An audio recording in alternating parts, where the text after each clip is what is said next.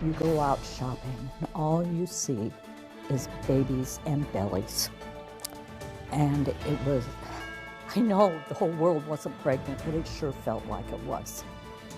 Anyone who has struggled with infertility can relate. It is a heartbreaking and often lonely existence. Erin, you've shared even publicly how this can just leave you feeling really bitter too. Yeah, I felt that way, but the woman you are about to meet is exactly the opposite.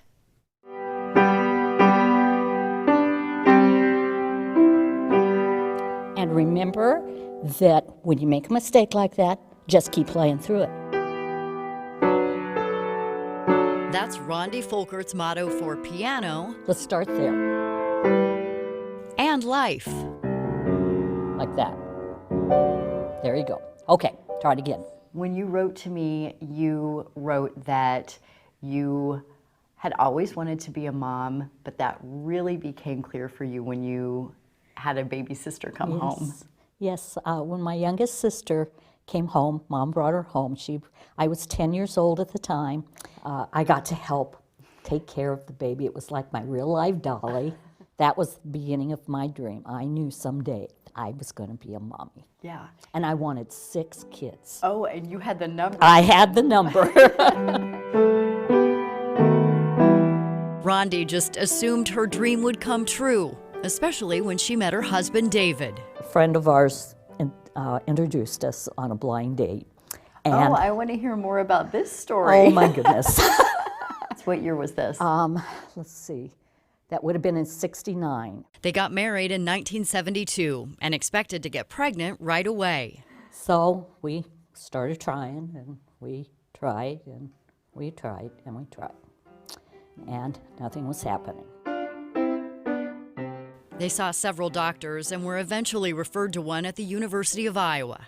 We went through fertility treatments for 2 or 3 years, and they really never came up with a definitive reason.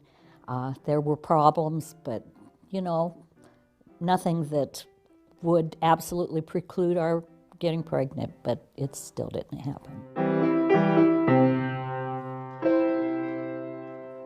Your faith has really been the bedrock of how you've coped. Yes, absolutely. I could not have put one foot in front of another. In fact, in the early days, back in those days, we didn't talk about depression and clinical depression, things like that. I'm sure I was, because every morning it was torture to wake up. As long as I could sleep, I could dream. I was a mother. Randi and David decided to pursue adoption, first through the state. The Hardin County Human Services had changed offices from Eldora to Marshall County to Tama County, and somewhere in between those moves, they lost our application. So we had to start all over again.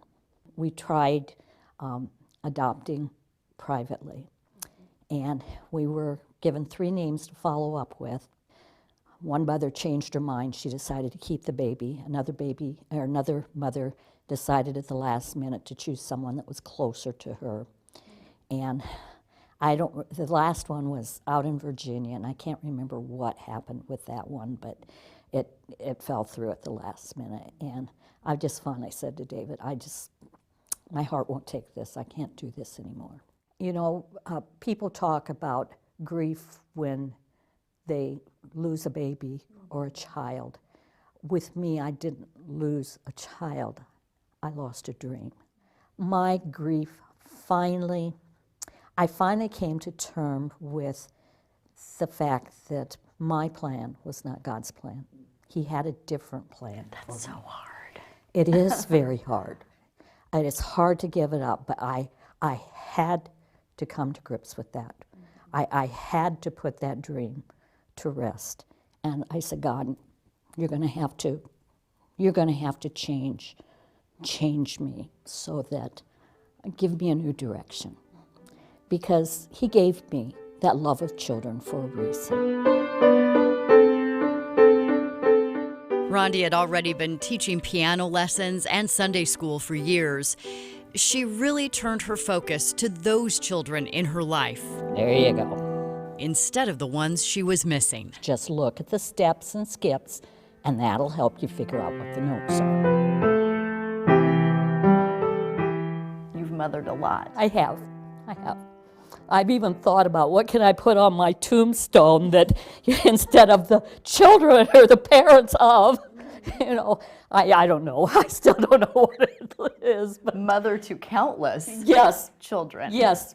What would you say to other women out there who are either going through this right now, or if they're like you, several years beyond it? Surround yourself with children.